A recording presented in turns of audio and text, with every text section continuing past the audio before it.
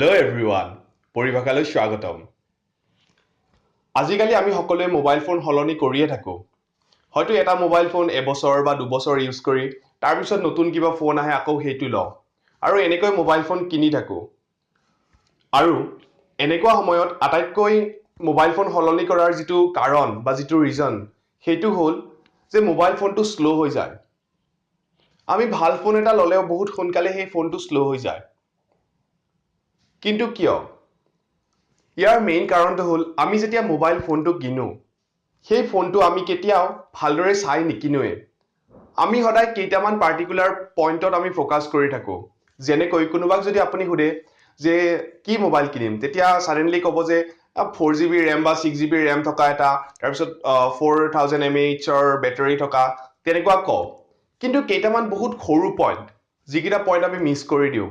আৰু এইকেইটা পইণ্টৰ কাৰণে আপোনাৰ মোবাইলটো শ্ল' হয় কেতিয়াবা আপুনি কেমেৰা কোৱালিটি ইমান ভাল নাপায় কেতিয়াবা আপোনাৰ লেটেষ্ট এণ্ড্ৰইড আপডেটছ দিব নোৱাৰে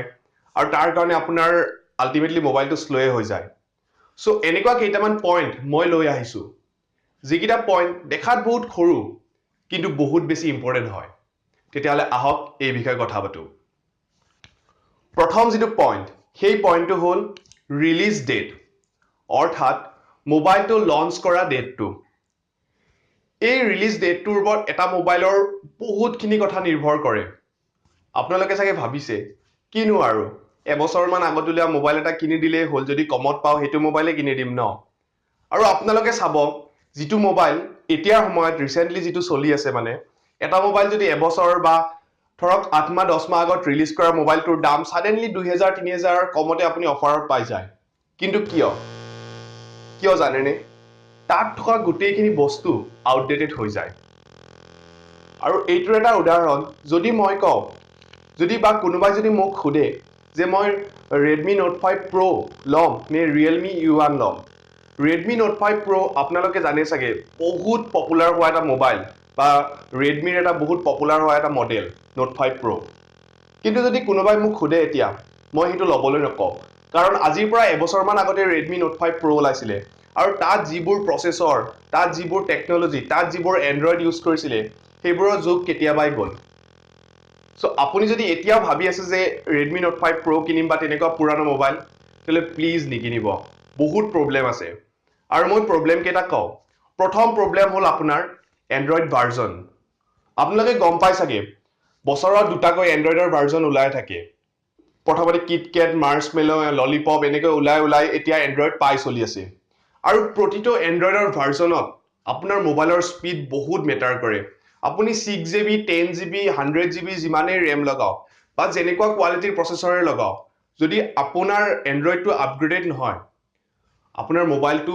বেলেগ আপগ্ৰেডেড এণ্ড্ৰইড থকা মোবাইলতকৈ বহুত শ্ল' হ'ব কাৰণ দিনক দিনে এণ্ড্ৰইডে ইমান বেছি ডেভেলপ কৰি আছে আৰু এণ্ড্ৰইড পাই যিটো লেটেষ্ট এণ্ড্ৰইড সেইটোৰ কথাটো ক'বই নালাগে আৰু সেইটোত গোটেইখন আৰ্টিফিচিয়েল ইন্টেলিজেন্স ভৰি আছে যদি আপোনালোকে নাজানে আৰ্টিফিচিয়েল ইন্টেলিজেন্স কি হয় কেনেকৈ কাম কৰে কি বস্তু এইটো ইয়াৰ ওপৰত মই ভিডিঅ' সিৰিজ এটা বনাম তাত মই সুন্দৰভাৱে এক্সপ্লেইন কৰি দিম মই আজি একদম ছুটিকৈ কৈছো আৰ্টিফিচিয়েল ইন্টেলিজেন্স মানে এটা মেচিনে নিজকে নিজে শিকিব পাৰে কিবা অদ্ভুত কথা নহয় জানো চিন্তা নকৰিব ইয়াৰ ওপৰত ভিডিঅ' আহিব এতিয়া আমি মেইন পইণ্টলৈ আহোঁ এতিয়া হ'ল কি যদি আপুনি এণ্ড্ৰইডটোৰ লেটেষ্ট ভাৰ্জন ইউজ নকৰে নহয় আপোনাৰ মোবাইলটোত যেনেকুৱা কোৱালিটিৰ ৰেম থাকক যিমান জিবিৰ ৰেম থাকক যি ভাল প্ৰচেছৰে ইউজ কৰক মোবাইলটো সিমান এটা ভাল বা ফাষ্ট নহ'ব সো ৰিলিজ ডেটটো আপুনি সদায় চেক কৰি ল'ব আৰু ৰিলিজ ডেট চেক কৰিবলৈ একো কৰিবই নালাগে আপুনি জাষ্ট যিটো মডেল কিনিব খোজে বা যিটো মোবাইল কিনিব খোজে সেই মোবাইলটোৰ নামটো আপুনি গুগলত মাৰি দিব বা release date of suppose Redmi Note 5 Pro বা release date of Realme U1 মাৰি দিব আৰু তাত ধুনীয়াকৈ সেই মোবাইলটো কেতিয়া লঞ্চ কৰা হৈছিল সেই ডেটটো আহিব আৰু সেই ডেটটো চাইহে মোবাইল কিনিব মই যদি সাজেষ্ট কৰোঁ আপোনাক এবছৰ বা 10 মাহ আগত ওলোৱা মোবাইল এটা আপুনি আৰু এতিয়া নিকিনিব নহলে আপোনাৰ বহুত লেট হৈ যাব এটা দ্বিতীয় পইণ্ট সেইটো হ'ল এণ্ড্ৰইড ভাৰ্জন মই অলৰেডি কৈছোৱে আপোনাক তথাপি আকৌ এবাৰ কওঁ যেতিয়া আপুনি এটা মোবাইল কিনিব সেই মোবাইলটোত লেটেষ্ট এণ্ড্ৰইড কি আহিছে বা কোনটো এণ্ড্ৰইডৰ ভাৰ্জন দিয়া আছে সেইটো চেক কৰি ল'ব সাপোজ আপুনি Realme U1 কিনিব বিচাৰিলে Realme U1ত কোনটো এণ্ড্ৰইডৰ ভাৰ্জন দিয়া আছে সেইটো আপুনি চেক কৰি ল'ব আৰু সেইটো বহুত বেছি ইম্পৰ্টেণ্ট হয় চেক কৰাটো কাৰণ যদি আপুনি বলে নতুন মোবাইল এটা কিনিছে কিন্তু তাত বহুত পুৰণা মোবাইলৰ বা পুৰণা এণ্ড্ৰইডৰ ভাৰ্জন এটা দি আছে এটা কথা মন কৰিব আপোনাৰ মোবাইলটোত সদায় দুটা বা তিনিটা এণ্ড্ৰইডৰলৈকেহে আপগ্ৰেড কৰিব পাৰে যদি আপুনি মাৰ্চমেলো আছিলে তাৰপিছত হয়তো ললিপয়েট বা তেনেকুৱা পাই তেনেকুৱা কেইটামান এণ্ড্ৰইডলৈহে আপুনি আপগ্ৰেড কৰিব পাৰিব তাতকৈ ওপৰত নোৱাৰে সেইকাৰণে চাব সদায় কোনটো এণ্ড্ৰইড দিয়া আছে আৰু যদি লেটেষ্টটো দিয়া থাকে তেতিয়াহ'লেতো কথাই বেলেগ আৰু তেতিয়াহ'লে আপোনাৰ বহুত ভাল হ'ব মোবাইলটো এতিয়া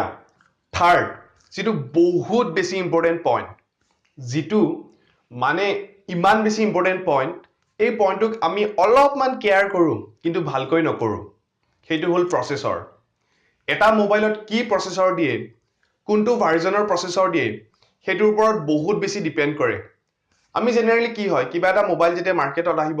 বহুত কম দামত বহুত ভাল স্পেক দিয়ে যেনেকৈ ধৰক 4GB RAM দিয়ে ভাল কেমেৰা কোৱালিটি কিবা কিবি দি থয়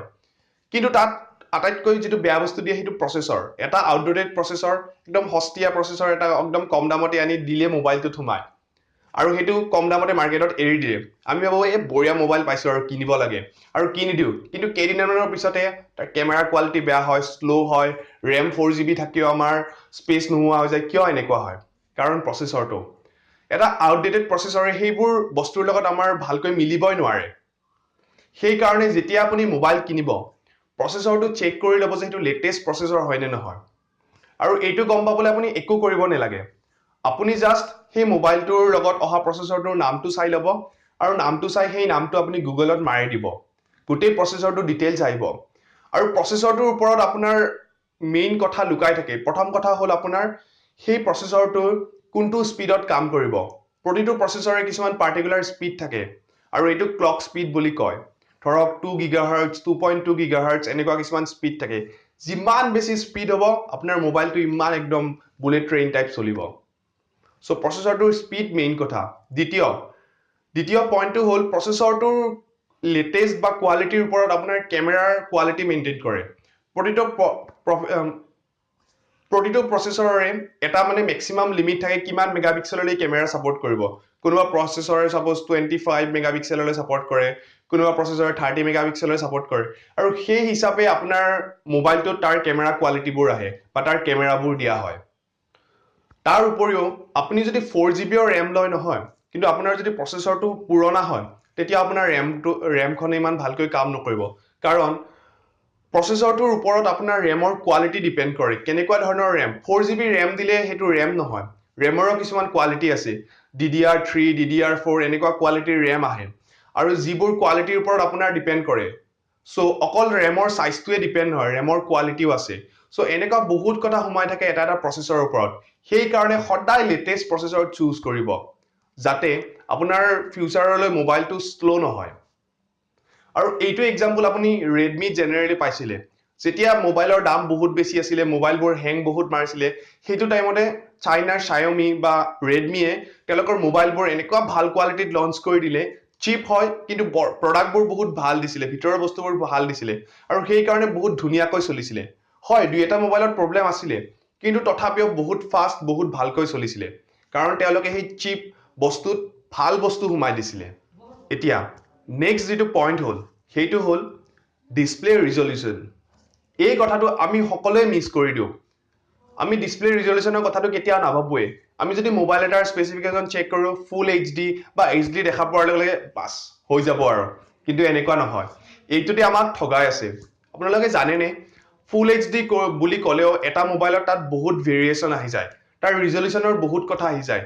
কোনোবা এটাত হাই ৰিজলিউশন থাকে কোনোবা এটাত লো ৰিজলিউশন থাকে আৰু তেওঁলোকে জাস্ট ফুল এইচডি বা ফুল এইচডি প্লাস বুলি লিখি থৈ দিয়ে কিন্তু আপোনালোকে যদি ডিফাৰেন্সবোৰ চাই গম পাব এই ডিফাৰেন্সটো আপুনি Redmi Note 5 Pro আৰু Realme 2 Pro তো গম পাই যাব তাতে Redmi Note 5 Pro ৰিজলিউশনটো বহুত কম দিছে কিন্তু Realme 2 Pro তাৰ ৰিজলিউশনটো বহুত বেছি আৰু ডিসপ্লে ৰিজলিউশনৰ ওপৰত বহুত কথা ডিপেন্ড কৰে ফাৰ্স্ট টু গেমৰ আপুনি যদি গেম খেলে বিশেষকৈ যদি PUBG তো এনেকুৱা গেম খেলিলে আপোনাৰ যেতিয়া ডিসপ্লেখনৰ কোৱালিটি হাই হয় নহয় আপুনি দূৰৰ বস্তুবোৰ বহুত ভালদৰে বহুত ক্লিয়াৰলি দেখা পাব কোৱালিটিটো যেটো বহুত ভাল হয় সেকেন্ড কথা, আপুনি যদি ফটো উঠি ভাল পায়, যেতিয়া আপুনি ভাল ডিসপ্লেৰ মোবাইল এটাত চাব আপোনাৰ ফটো কোৱালিটিত বহুত ডিফাৰেন্স দেখা পাব। আপোনাৰ কোনখন ফটোত কিমান শ্যাডো পৰি আছে, কৰবাত কিমান নইজ আহিছে, এনেকুৱা কথাবোৰ আপুনি ক্লিয়াৰলি দেখা পাব। থাৰ্ড, আপুনি যদি সোশ্যাল মিডিয়া কৰি ভাল পায়, ধৰক ইনষ্টাগ্ৰাম, ফেচবুক, এইবোৰতো আপোনাৰ ফটো কোৱালিটিবোৰ বহুত ভালকৈ আহিব। সো ডিসপ্লে কোৱালিটিৰ ওপৰত বহুত বেছি ডিপেন্ড কৰে আৰু এই পইণ্টটো আমি সদায় নেগলেক্ট কৰোঁ। সো মোবাইল কিনাৰ আগতে এই পইণ্ট কেইটাত আপুনি কেয়াৰ কৰিব। তাৰ উপৰিও এটা মান মই বোনাছ পইণ্ট দিওঁ, আৰু সেইটো হ'ল মোবাইল কিনাৰ আগতে প্লিজ আপুনি এবাৰ অলপমান ৰিচাৰ্চ কৰি ল'ব, অলপ গুগলত চেক কৰি চাব যে কোনটো মোবাইলত কি স্পেক আহিছে, কোনটো মোবাইল কেতিয়া ৰিলিজ হৈছিলে, কি প্ৰচেছৰ আহিছে। যদি আপোনাক ভাল মোবাইল লাগে, অলপ কষ্ট কৰি হলেও আপুনি এটা কিন্তু ভাল মোবাইল পাই যাব। জাষ্ট আপুনি অলপমান গুগলত বিচাৰিব লাগে, ইমানখিনি কষ্ট, হয়তো 5-10 মিনিটৰ অকণমান কষ্ট হ'ব, কিন্তু আপুনি বহুত ভাল কোৱালিটিৰ আৰু ভাল চলিব পৰা মোবাইল এটা পাই যাব। তেতিয়াহ'লে এনেকুৱা যদি কথাবোৰ আপুনি জানিব বা শিকিব বিচাৰে, এনেকুৱা যিকোনো টেকনলজি ৰিলেটেড যদি কথা আপোনাৰ জানিব বা শিকিব মন, তেতিয়াহ'লে এই চেনেলটো ছাবস্ক্ৰাইব কৰি থ'ব। লগতে মোৰ বিভিন্ন ধৰণৰ প্লেলিষ্ট আছে, মোৰ চেনেলটোত গ'লেই গম পাব, technology playlist, how to playlist, এনেকৈ বিভিন্ন ধৰণৰ প্লেলিষ্টত মই বেলেগ বেলেগ টাইপৰ ভিডিঅ', টেকনলজি ৰিলেটেড ভিডিঅ' দি থাকোঁ। তেতিয়াহ'লে এনেকুৱা ধৰণৰ ভিডিঅ'বোৰ আপুনি চাবলৈ নাপাহৰিব। ধন্যবাদ। জয় আই অসম।